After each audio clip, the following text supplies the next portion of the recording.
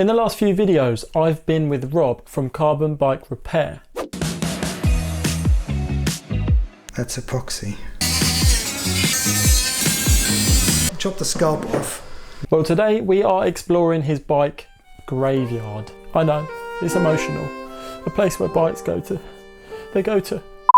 We look through the graveyard and Rob's factory while Rob gives us more insights and tips into the world of carbon fibre bikes and frames. There are some vintage gems. One of the first carbon frames to be made. Some modern beauties. And some very sad sights indeed. Just a few more. En route to the graveyard, Rob explained some fixes they have done and showed us some bikes that are awaiting repair. So this is a giant TCR, isn't it? And there was a repair on the non-drive side here. Yeah. It looks exactly the same. It looks so seamless. You'd think that it was never broken, to be honest. I had a good old nosy as well off camera. So here there was a... Somewhere, I don't know where. Who knows? That shows how good the... So the blues matched. As well as a paint match, Carbon Bike Repair also does all the decals like for like. There are some pretty fancy paint jobs and decals these days, so I'm sure it's not getting any easier. That was an Invisi frame. Yeah, look, so frame protector. Yeah. And that's taken all the... When the guy's taken it off, he's obviously just pulled the lacquer off. No. Yeah. So you're supposed to heat it with a hairdryer. Oh, okay. Heat it with a hairdryer and it just loosens up the adhesive. Yeah. Boom, comes off. I've actually never used these frame protection stickers before, but if I did, after blow drying my precious locks, I'd whack the hairdryer on the frame protector before peeling it off. So the bottle cage is just rubbed through the carbon? Yeah. So Dogma FA? Yeah, so we got to fix that. Challenge anybody. That's got to be... And the paint, so you're into the pins? Nightmare. Oh, no. Nightmare. Wow. So luckily we've got all the templates. Okay. So we can do it, but it's colour matching, it's matching the weave. Yeah, having to match and redo pinstripes. That doesn't sound like fun to me. People really do love their frames to have these repairs carried out. I obviously love my frames too. The inner bearing cup seat for this particular design as a screw-in has now fused because it wasn't greased. So when the guy tried to undo it in his bike shop, this carbon and aluminium joint, guess what happens? It just breaks. The matrix doesn't hold, it starts to degrade over time. This is not a new bike. And it comes away. So the sleeve is now spinning inside the bottom bracket and there's no way to get this out. So what we're going to have to do with this one, we're going to have to cut the bottom bracket out. We literally have to, like a cranium cut, chop the scalp off. Wow. And pull it out that way. In a previous video we spoke with Rob about issues that occur from carbon and aluminium being bonded together. This is a prime example of how the bond between these two materials can deteriorate over time and cause a full-on failure. Now Rob has to chop the head off, make the fix, pop the head back on.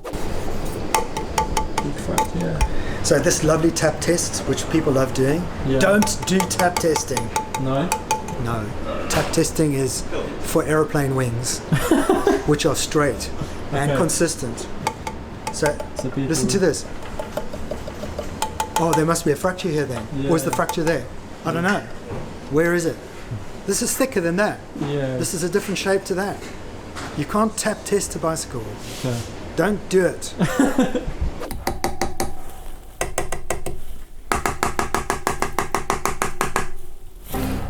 As we have seen from cutting these frames up, even individual tubes can vary in wall thickness by design, which would affect the sound in a tap test. If I have an inkling that my frame is cracked, the last thing I'm going to do is give it a little tap and say, oh yeah, that's all good, let's go and do 30 mile an hour down a descent. I actually quite like this idea. Oh, is that a seat post stand? Yeah. Is that new? No. Older? It's been a while, for a few years. Yeah. But it's a nice idea. I like it. It's very dangerous to start clamping around here, and there's less chance of you fracturing anything on this area. But I don't know in time what problems have occurred from this particular idea, because I don't see it through the other brands. So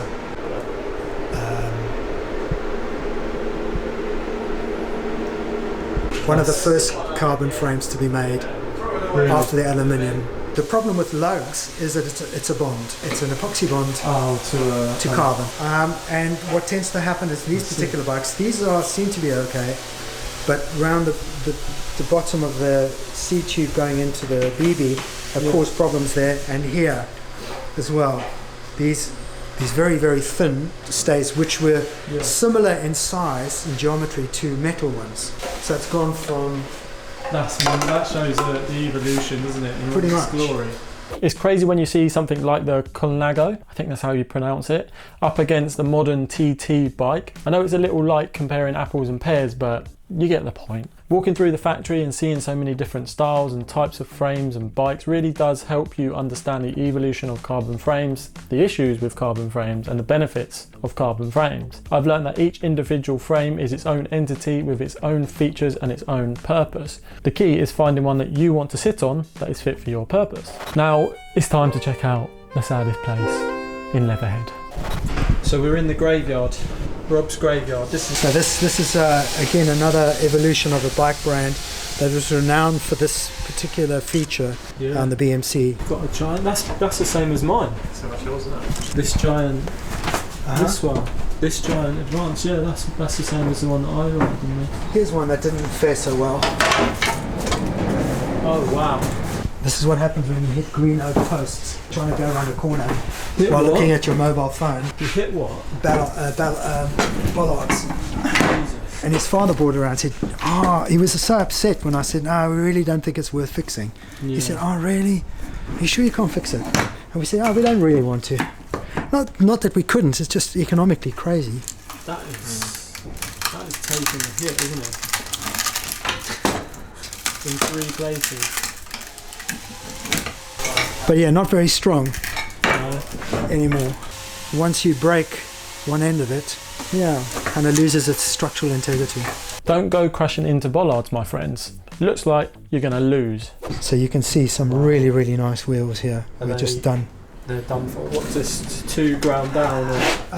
Some of the cases here, these would be fractures on these cowls. But in most cases, what we see as clincher problems or over braking when these things wear and we don't restore the brake track. You've got loads. You've got a set of lightweight as well.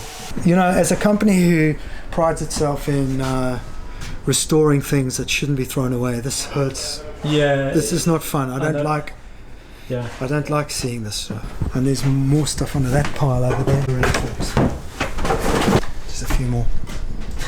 Just a few more. There's some nice stuff like a GT. That's a Santa Cruz there.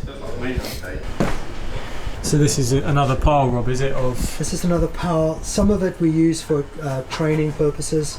A lot of stuff we use for spare parts. Yeah.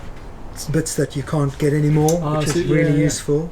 Wheels, you got like things like spokes and stuff that you can't find anymore. It'd be nice if we had those spare bits. We could, put them on somebody's wheel that doesn't. That's worth fixing. You can see there's some training repair bike there. We might be training people how to spray certain colours. Forks. Carbon fibre bars are great. They're super light. But there's a lot of issues with when you've fallen on them because they're covered in bar tape. Don't just assume that they're okay. You've got to check them. If you see fracture on your bar there, just replace. Or here, just replace them. Or here on this junction here. If you see fractures in these areas, it could be as a result of the shifter clamps. If you see any fracture in there because they get a lot of road rash on these ends, they're fine. They're fine. You can patch them up. There's no problem. But a lot of pros actually still use aluminium bars. So they just trust them more. Carbon fibre handlebars, light, stiff, and make you feel fast, but they can be a little bit harsh on the rougher roads. Aluminium handlebars, they're strong and durable, but they're a bit heavier and a bit less flashy. In the end, it's all about what you need for your ride. I have carbon integrated bars and also aluminium bars, different uses, different applications. This is this tells you a few things. You can see how many fractures there are on this. That's smashed there, there. This is an aluminium lug, so that had been ripped off. Okay. Fractured everywhere. 9 or 10 fractures on this. Wow, just on fork. When I repaired this bike, I was so pleased with the result of learning how to weld carbon properly that this is the end result of this bike. It's 100% back. So this one means a lot. This bike is broken here. These were broken. These were snapped off, both of them. This was snapped off there, snapped there. Huge chunk of carbon was missing here. It's safe to say that this frame was destroyed, and I can see why Rob kept it as a memento. I think it would be a great video series to ride a repaired carbon frame that was once upon a time destroyed. Comment down below if that's something you'd like to see, and maybe I can get it arranged. We also selected 3 frames to cut up and inspect from Western brands, as so many of you requested that we do so, and compare it to the Trifox X10 that we cut up in a previous video. So here we are. The videos will be coming in the next couple of weeks. Click here to check out this video where Rob talks about everything you need to know about carbon frames, their evolution over time. He does drop some absolute gems.